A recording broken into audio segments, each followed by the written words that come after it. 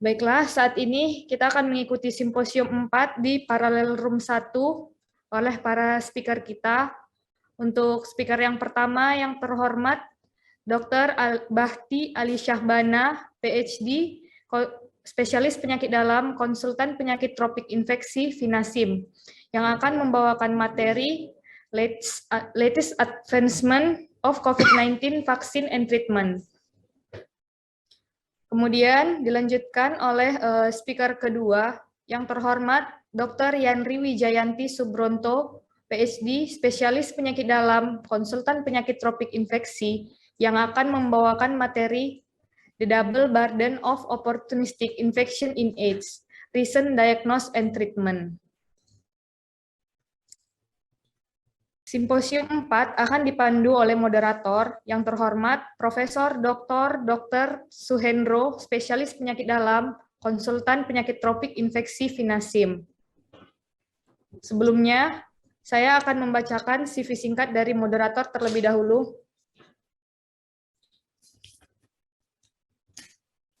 Profesor Dr. Suhendro, spesialis penyakit dalam, konsultan penyakit tropik infeksi Vinasim. Beliau menyelesaikan pendidikan dokter umum dari Fakultas Kedokteran UI pada tahun 1985, mengambil spesialis penyakit dalam di Fakultas Kedokteran UI tahun 1996, konsultan penyakit tropik infeksi pada tahun 2002, mendapat gelar doktor dari Universitas Indonesia tahun 2008, dan menjadi guru besar Fakultas Kedokteran Universitas Indonesia pada tahun 2019. Beliau menjabat sebagai Ketua Program Studi Ilmu Kedokteran Program Doktor Fakultas Kedokteran UI dari tahun 2015 sampai sekarang. Kemudian beliau juga aktif sebagai Ketua Pengurus Pusat Perhimpunan Peneliti Penyakit Tropik dan Infeksi atau PETRI dari tahun 2014 sampai sekarang. Baiklah, untuk Prof. Suhendro, waktu dan tempat kami persilahkan.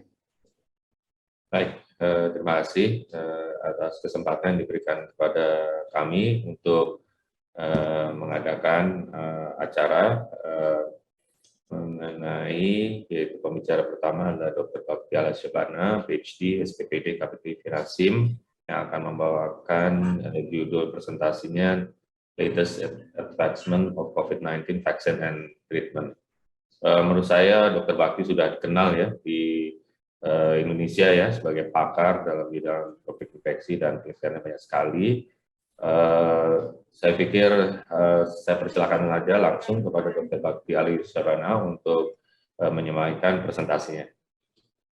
Terima kasih Prof. Suhendro, semoga suara saya bisa didengar. Assalamualaikum warahmatullahi wabarakatuh. Terima kasih atas kesempatan yang diberikan kepada kami untuk menyampaikan mengenai topik ini ya, mengenai recent advancement dalam treatment dan vaksin.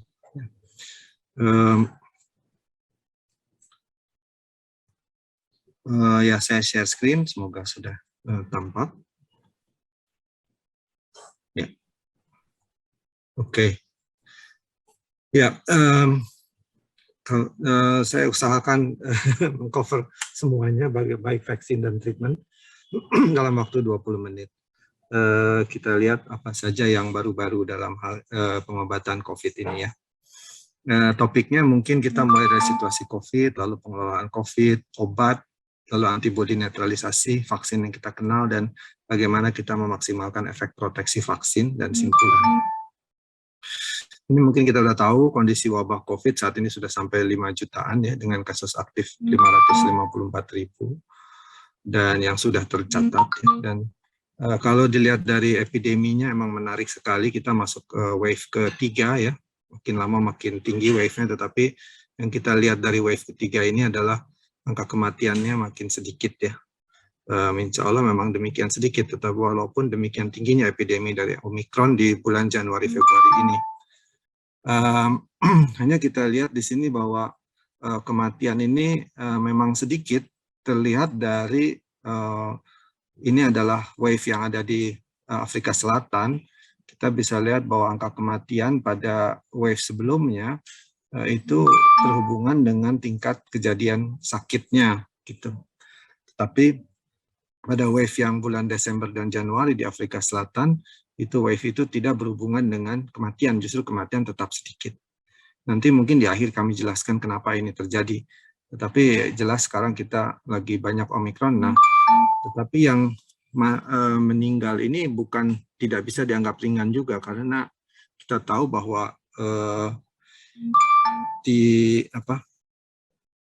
mohon maaf ini ribut. Ya, kita tahu bahwa yang meninggal itu juga adalah orang-orang yang beresiko ya. Nah itu tetap harus kita jaga, karena kita lihat di sini bahwa yang meninggal itu adalah orang yang umumnya usia di atas 60 tahun. Kita lihat presentasinya tinggi sekali dan dengan penyakit komorbid yang paling banyak adalah hipertensi dan diabetes. Ya, secara overview aja bahwa tes COVID yang spesifik itu adalah tes swab, rapid antigen, serologi IgG dan IgM, dan netralisasi antibodi atau anti-RBD kuantitatif. Ini semua sangat penting dalam pengelolaannya. Jangan, walaupun memang dari program kesehatan tidak terlalu mengedepankan antibodi, tapi dalam pengelolaan klinis, pemeriksaan antibodi ini sangat penting. Nanti saya jelaskan kenapanya juga. Mengenai imaging, ada chest X-ray, CT scan, dan thorax foto yang kita juga mungkin masih belum banyak menggunakan USG thorax ya. USG thorax saya rasa di sini banyak publikasi menyatakan bahwa USG thorax itu bisa bermanfaat. Lalu kita berhubungan dengan varian Omikron saat ini. Banyak sekali pasien yang menanyakan apakah saya kena Omikron atau tidak. Sebenarnya secara umum klinis kita tidak perlu tahu apakah kita kena Omikron apa tidak ya. Tetapi kalau kita mau tahu, maka Omikron itu ketahuan kalau kita melakukan whole genome sequencing atau kita melakukan PCR di mana ada target SGTF ya. Target S gene. Kalau S gene yang nggak muncul berarti itu kecurigaan pada Omikron atau suatu PCR yang khusus mendeteksi nucleotide sequence yang berhubungan dengan Omikron. Dan diagnostik pun juga tidak usah khawatir karena kebanyakan reagen antigen dan PCR semua bisa mendeteksi adanya COVID di dalam badan kita. Kemudian mengenai pengelolaan COVID, derajat keparahan ini dari pedoman tata laksana COVID dari PAPDI dan dokter-dokter spesialis sekalian cukup jelas. Lalu juga menurut WHO ada pembagian yang non-severe, severe, dan critical ya. Biasanya didasarkan pada saturasi O2 di bawah 90% dan respiration rate. Tata laksana umum suspek COVID itu tentunya ada semua jelas di sini, nanti kami bisa share juga. Ini semua diambil dari buku ini dan saya rasa teman-teman dokter semua sudah melakukan ini. Isolasi mandiri yang perlu ditekankan di sini adalah isolasi mandiri itu tidak usah pada saat pulang atau pada saat selesai isolasi itu tidak usah ditentukan oleh pemeriksaan antigen atau PCR ulangan kalau sudah lebih dari 10 hari. Ya, jadi itu adalah yang paling penting karena kalau di tes PCR terus sering sekali kita temukan pasien yang PCR positif tapi ternyata virusnya sudah tidak menular juga atau kita sebut tidak viable. Dan ini juga diambil dari CDC.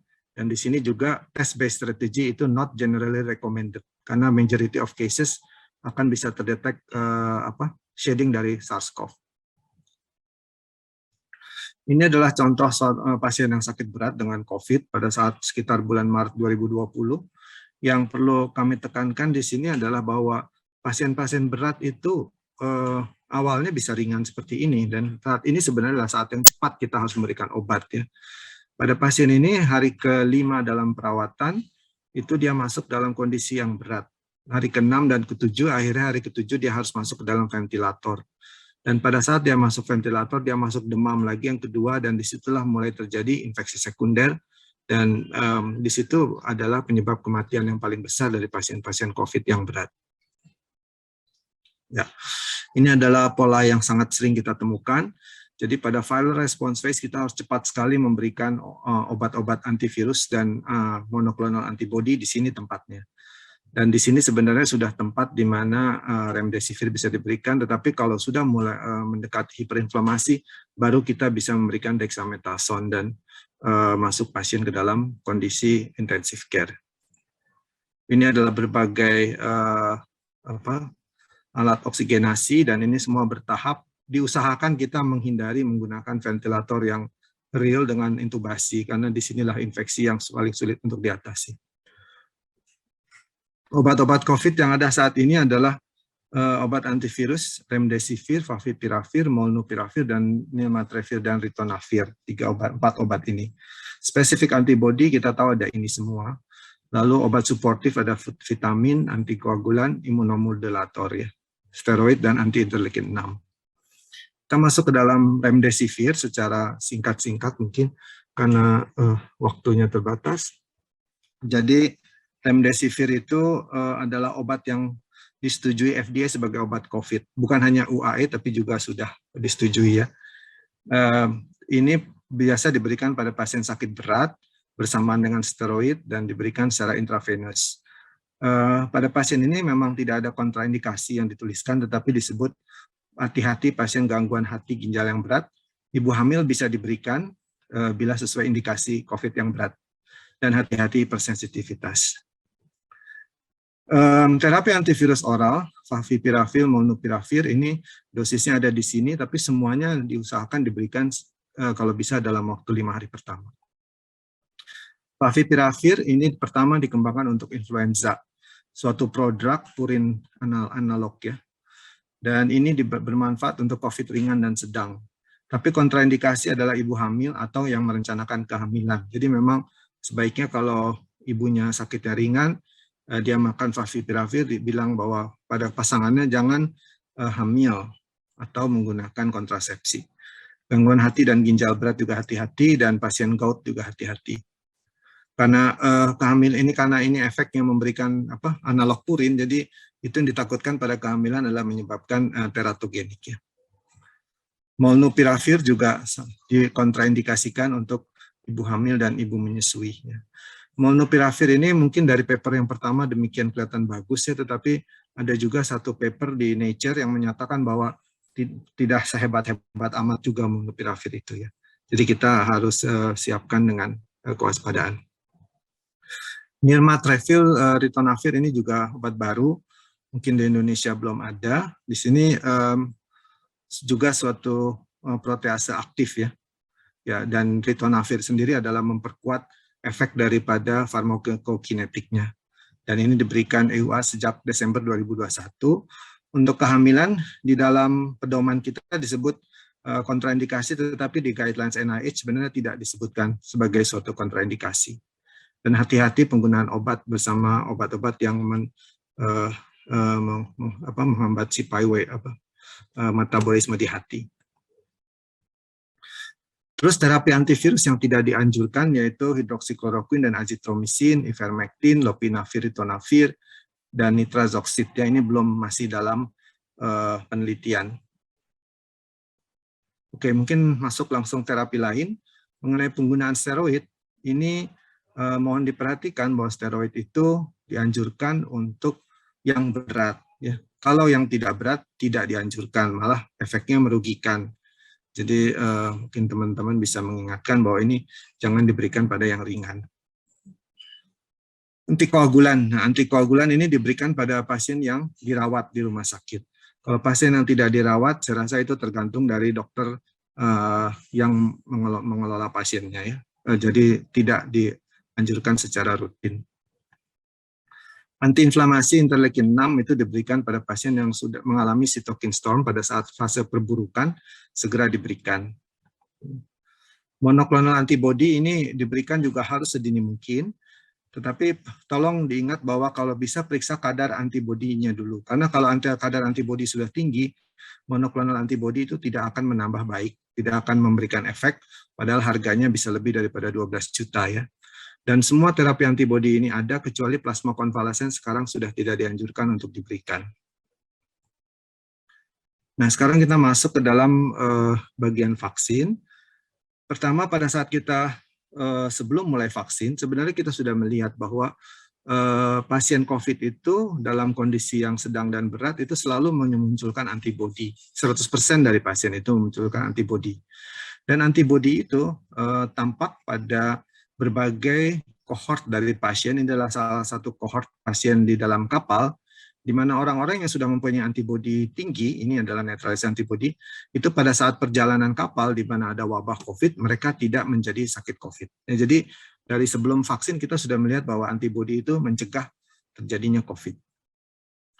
Kemudian muncullah vaksin-vaksin yang kita ketahui. Ada Moderna, Pfizer, Novavax, Sinovac, AstraZeneca, dan ada puluhan lain lagi akan datang ya. Dan yang rekombinan protein juga akan meningkat, menambah. Nanti harganya kita harus lihat di sini, karena suatu saat mungkin kita harus berhadapan dengan ini kalau suatu saat vaksin bisa dibeli, tapi saat ini kita terpaksa harus mendapatkan apa yang ada saja ya.